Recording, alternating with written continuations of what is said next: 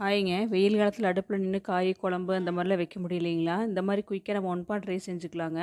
அதே சமயம் கொஞ்சம் ஹெல்த்தியா, கொஞ்சம் எண்ணெயும், நெய்யும் கொஞ்சம் மிக்ஸ் பண்ணிருங்க.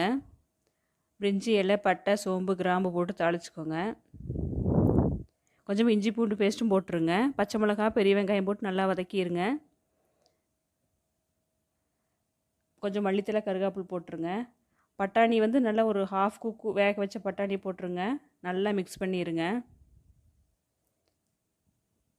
பட்டாணி புலாவுங்க. கொஞ்சம் உப்பு போட்டுருங்க. அரிசி போட்டிருங்க. 1க்கு 1 1/2 தண்ணி ஊற்றிருங்க. பிரியாணி அரிசி போட்டிருக்கிறேன் நான். அப்போ 1க்கு 1 1/2 தண்ணி ஊற்றிருங்க. ஒரு மீடியம் ஃப்ளேமில் வச்சுருங்க.